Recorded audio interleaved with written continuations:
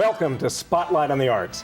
I'm your host, Bill Hirschman. I'm editor of FloridaTheaterOnStage.com, and I'm here with our usual panel, or in fact, an unusual panel. But we'll start here with our producer and founder, Iris Acker, and then we have our fill-in for Michael McKeever this week. We have the actor from Zoetic Stage and PR director for Zoetic Stage, Nicholas Richburg. And next to him is the wonderful actress, Karen Stevens. Oh, she winked at me. What a deal. We have a terrific program for you today. We have for you one of the more interesting people in the entire South Florida theatrical community. We have the artistic director and co-founder of Catz Theatre in Miami. We have Paul Tay. Paul, thanks for coming. Absolutely. Thanks, How you doing? I'm good.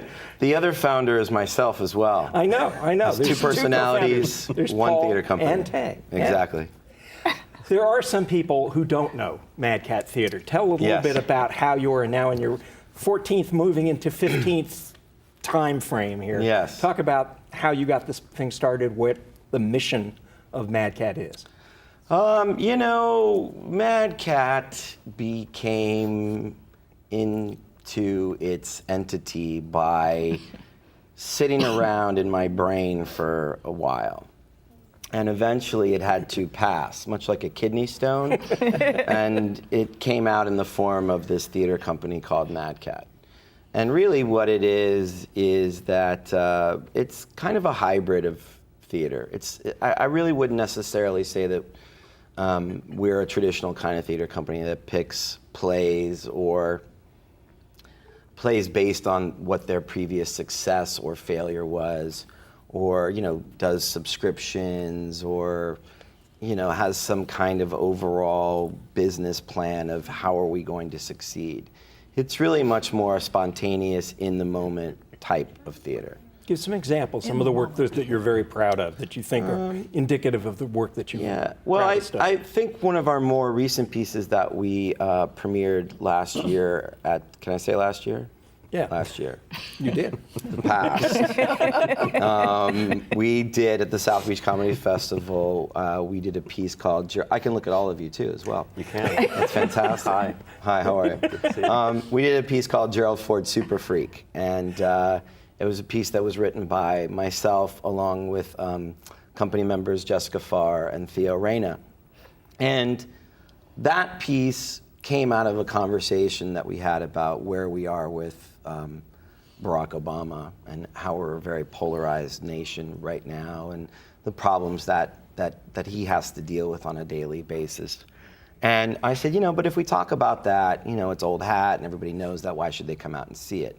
I said, but where did the problems really start? And the problems, we started talking more and more, started really with, Ronald Reagan, right? And the, corporatization of America and selling us out to other nations and all these other things. And we're like, well, how did we get to Ronald Reagan? And we got to Ronald Reagan because of Jimmy Carter. And how did we get to Jimmy Carter? We got to Jimmy Carter because of Richard Nixon. But there was somebody in between. And that guy was Gerald Ford. And, when you look at Gerald Ford's track record and what he did, he spent 25 years in Congress and he was friends with both sides. And he never ran for office. He became president because Nixon resigned. Yeah, and Spiro Agnew got impeached before that. And so, we have this trickle down to this person who's going to come in and be, an emollient for the country.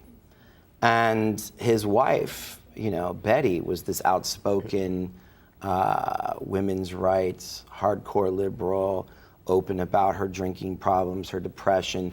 And so all of a sudden the feminine mystique is being introduced to the popular culture via the White House. So it's a very hip time.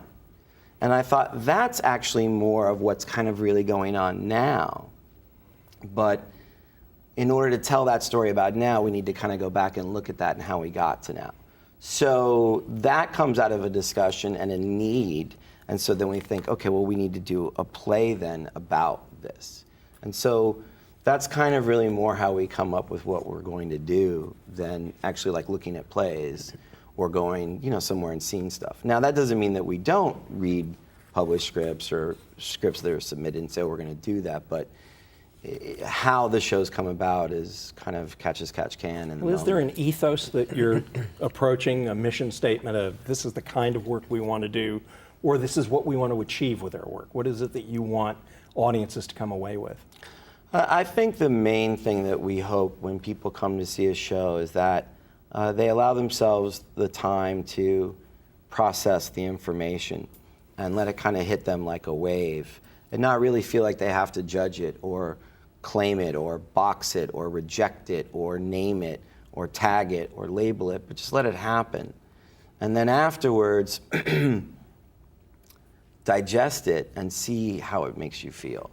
See what thoughts are in your head. What are you talking about? What are you discussing with people? You know, did it make you think of something else? Did it trigger a conversation about what's going on in your life or someone else's life? And so it's really more of a fractured fairy tale in a way. Mm-hmm. You know, it's a mirror, like, you know, Shakespeare talked about holding it up to nature, but it's a fractured mirror because I think it's a fractured time. And so You talk about how you come up with individual ideas for individual productions. Do you lay out a framework for a season, or, and if not, if it is sort of ad hoc, how do you, as an artistic director, work to maintain an audience if they're not sure what they're going to get year to year? Yeah, it's kind of more like a happening. You know, I think that's kind of how we've survived for 15 years. It's more of a happening. You know, you sort of find out about it, and it's like, oh, Mad Catz doing this show. What are they doing? It's this play. What's it called? Gerald Ford Super Freak, Hell of a Halloween, Here in My Car, whatever it is. What's it about? I don't really know. I hear it's good. We should go check it out. And so, you know, you go like a scene, and it's there. Because it's hard to sell, in my opinion, you know, it's hard to sell a season. It's hard to sell tickets without making a lot of compromises along the way. In what sense, for instance? An audience can start to dictate to you what they want and what they don't want. I think certain theaters that are no longer with us ran into some of those problems in the West Palm Beach and the Broward area, where you start off doing edgy, if you will, or new work or challenging work, and then you kind of throw in a very successful musical. And all of a sudden the board's like, oh, hey, those ticket sales are really good. Why don't you do more of that? And the artistic director's like, whoa, hold on. We just needed to pay for next season. And they're like, no, you need to keep doing more and more of this. And all of a sudden now, your audience starts to tell you what they want because they're paying $40, $50, $60. They're buying your season subscription, and your whole infrastructure, your pyramid is built on them giving you the money. Now, if you're surviving on grants and the kindness of strangers, and you're catching as catch can, you can survive kind of like, you know, a street cat would. Wherever the food is, you go to it. And you kind of learn along the way, like, okay, maybe this type of theater doesn't work, but this does, and you sort of play within that realm. But you got to constantly push the envelope and challenge not just yourselves as a group, but your audience as well and what their expectations can be. So have you found, sorry. No, I was just going to say, have you found that you've developed a core group that's willing to kind of follow you when when it's catch as catch can? Yeah, I mean, yeah, we have people who've been coming for 15 years. Yeah, Karen, I think he has to. Because I was titling this, Because He Dares. Because he dares do the theater, because he can. How many seats do you have? It depends. It depends on how big the set is. Maximum? In the current space, or in the Sandbox at MTC in Miami Shores, Florida, it's like, maybe we can get up to 50. 50, and they're loyal. And for 50 people, he can dare. Mm-hmm. Yeah. I think that makes a big difference. Well, yeah, and I'm also not pulling a salary. Like if this was, if I was completely, reliant on Mad Cat to pay my personal bills, I would probably be living at a shelter somewhere. So not that there's anything wrong with shelters, but there's not a lot of individual personal space. Do you feel there. like you can fail? I mean, one of the things, yeah, really. There are many companies out there who go for safe titles that they know that their audience will like because they don't want to fail. Do you feel like you have the freedom to fail? Do you feel that you've done shows that haven't done what you artistically had aimed for that didn't hit the mark the way you wanted it to hit the mark? Yeah, sure. I mean, I look at every project that we do like a new album, really. Like, okay, well, you know, this is where we're at right now. This is what we're feeling. This is what we're thinking. These are the ideas that we want to get out there. Let's get them out. And, you know, sometimes those ideas may not be fully realized, or, you know, sometimes they may be spot on, and you really get a very honest reaction, not just from the critics, but, you know, from the audience, and not just from, you know, strangers, but from people that you know as well. Mm-hmm.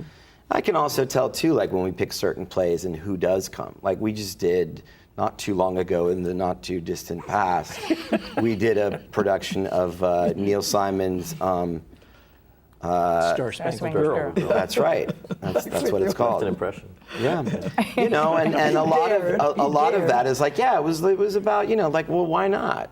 But, you know, none of my friends came to see it. But, like, we got a lot of people from Broward and Palm Beach who'd never been before, and, you know, they had a great time. Was that a consideration in picking a title like that, or was it because, or did you not consider audience at all, and was it just a purely, like, artistically driven decision? It was, yeah, it was totally. I mean, I think if I start thinking about an audience before a show, I don't think the show is going to be very good.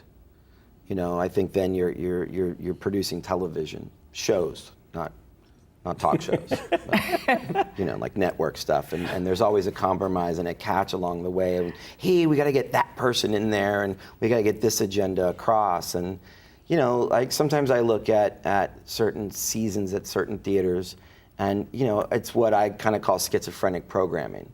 You know what I mean? Where it's like, well, who is your audience? You know, and then other times you see like, okay, well, there's the arc. Okay, it's Black History Month, so these plays are getting done, or Asian Islander Pacific Month, and those plays aren't getting done. But I don't really know why other people do what they do. That's kind of the beauty about being an individual, is I don't have to really worry about what other people are doing or thinking. Pick up on something else, though. It's like if we build it, they will come kind of thing. I don't think he heard me. Yeah. I'm sorry, I said I was going to pick up on something else, because how you manage to survive and not live in a shelter is you have a career. Right. And I think it would be nice if our audience could share some of that. Okay. You're still getting residuals from Burn Notice? Is it someplace in the world that it is still airing? Oh, yeah. There's a lot of about places in the world that it's still airing. Yeah. Film, television. Yes. You don't. Nobody studies today for film, or back then for film and television. Theater. Mm-hmm. So why you, and how were you successful? You know, I don't know.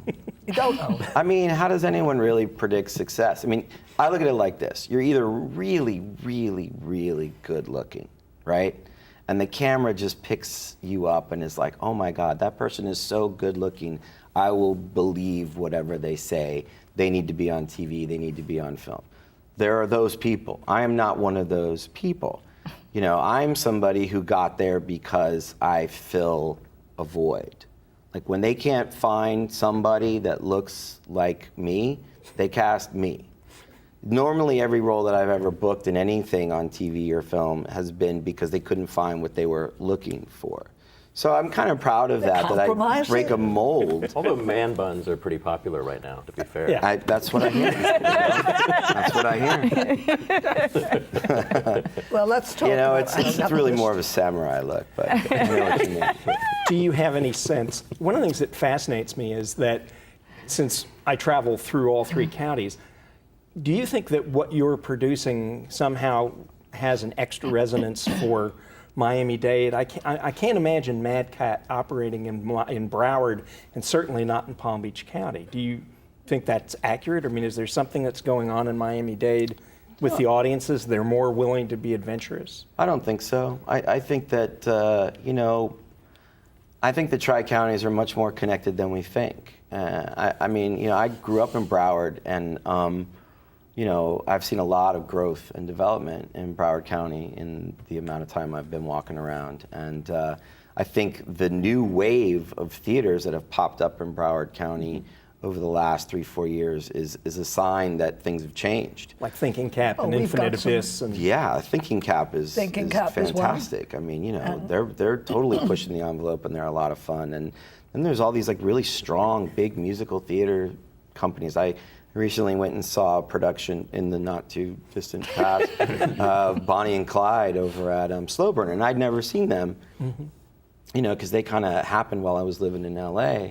So I was like, let me go check it out. I had a friend who was in it, and I was like, oh wow, like they have their own audience. They have a whole thing going on over there.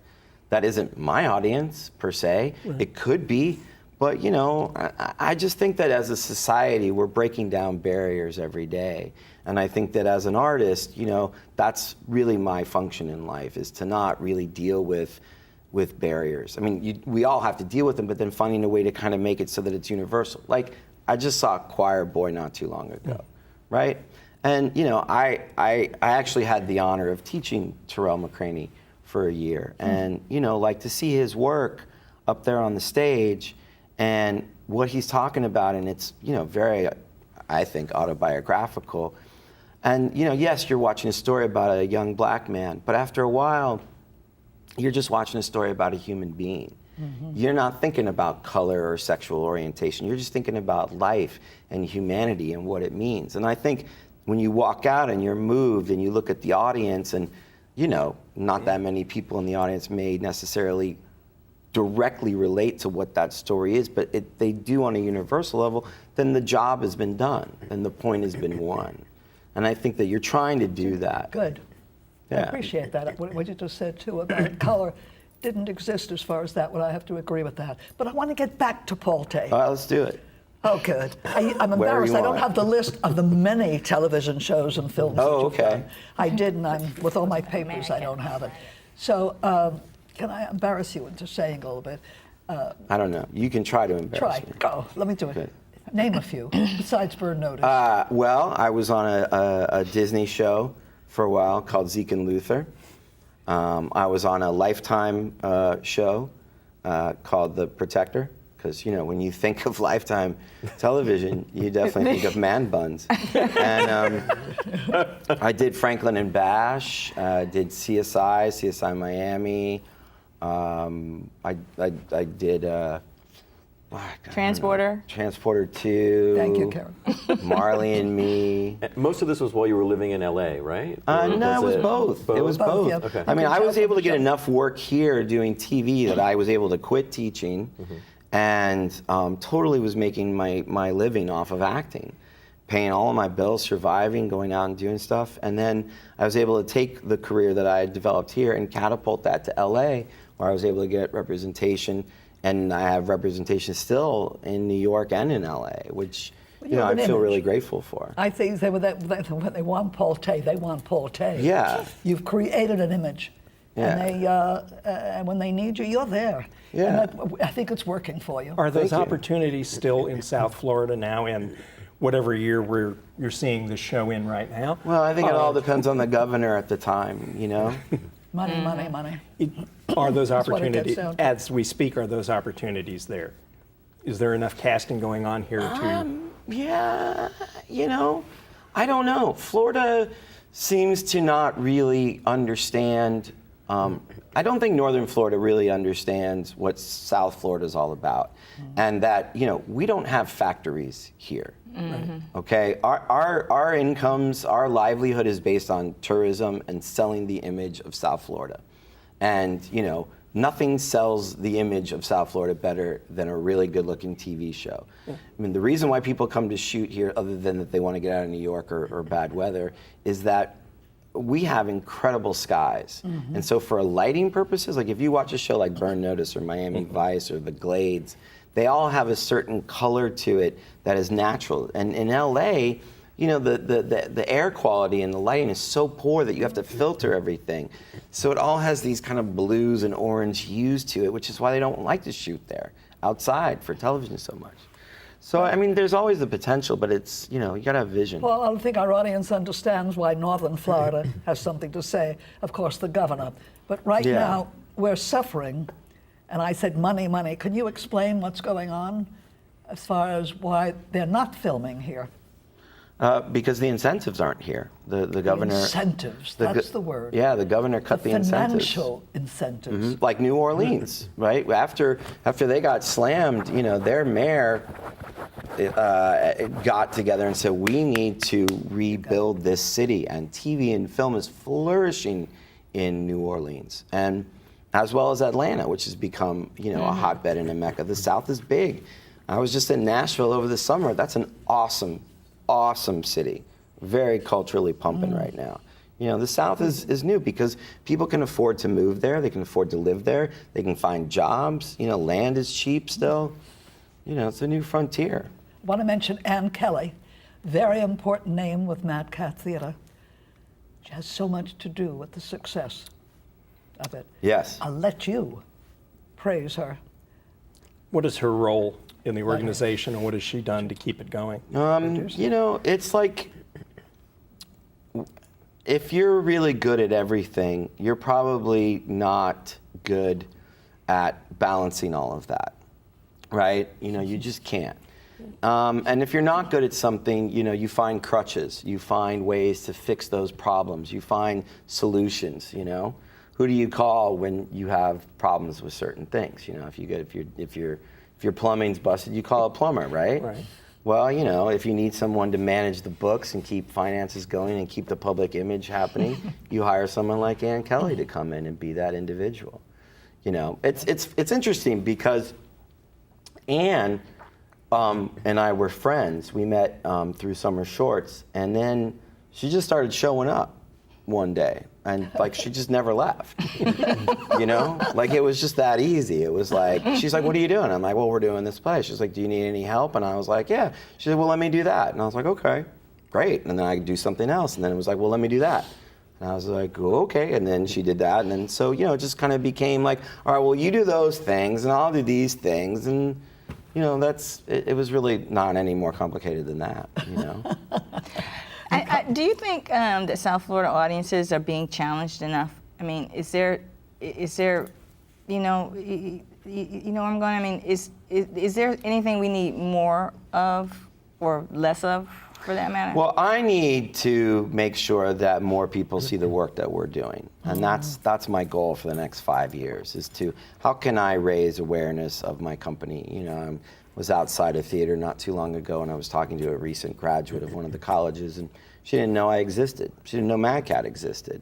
My ego was a little bruised. And then I realized it isn't all about me, which I have my therapist keep telling me. And, but that's not good. I need to make sure that I'm doing what I can, that Ann's doing what she can, that we as a company are doing what we can to make sure people are out there. Yeah. Right now, where are you located? We have really not Mad Cat. Where is Mad Cat? We are in Miami Shores now, which is a great little community, and we have free parking all over the city. Easy access. Very important. Right Very off of important. I-95, 2 exits. We're at 98th and Northeast 2nd Avenue. At the old Miami Theater Center. Yeah, we have a great new relationship with Miami Theater Center. They've been amazing. They're really cool. I love what they're doing. They've got a great artistic vibe, and we jive on that same level. Stephanie Anson and I we're buds. We can share ideas and communicate. And why should they come? They should come because not everything has to be. Not everything is what you think it is. I mean, I think what we do at Mad Cat is we try to make the familiar unfamiliar and the unfamiliar familiar. Be specific. Give an example. Say like Star Spangled Girl, for instance. Yeah, like Star Spangled Girl. Yeah. People assume that you're going to do it a certain way or that this is how this play's always been done, and that's not what we wanted to do. We looked at it and we said, okay, if this play's going to be around in 100 years, when someone picks up a theater book and they're like, who's this guy Neil Simon? Why was this guy the most popular playwright in America ever? They're going to start reading his plays, and if they don't hold up to the test of time, then what good is he?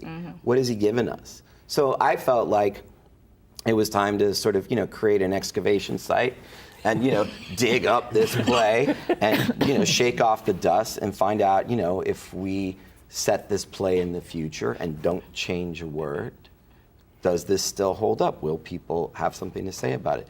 There's a lot going on in that play that's topical about sexism and racism and classism that, back in the 60s when people saw it, they just sort of brushed it off and laughed about it. And I wanted to get in there and be like, why are you laughing at that? How do you balance doing that, making it fresh while still presenting the work that he wrote, or not, or does that matter?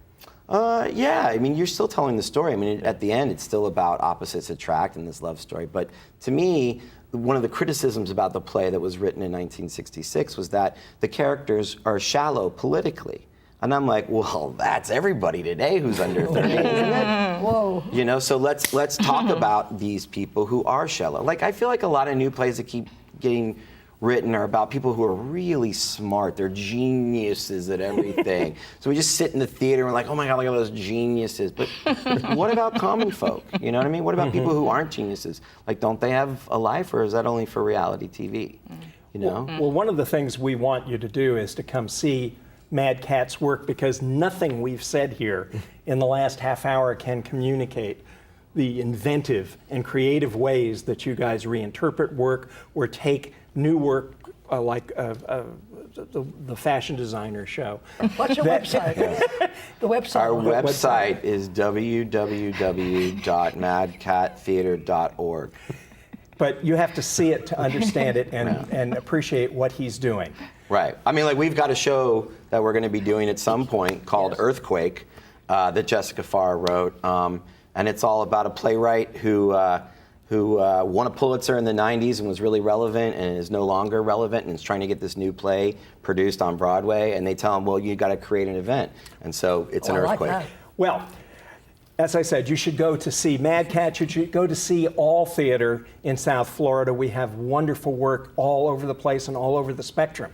And if you want to know where to find out about it, you can look at FloridaTheaterOnStage.com. But otherwise, come back to see us, and every week to see this group of intelligent conversation.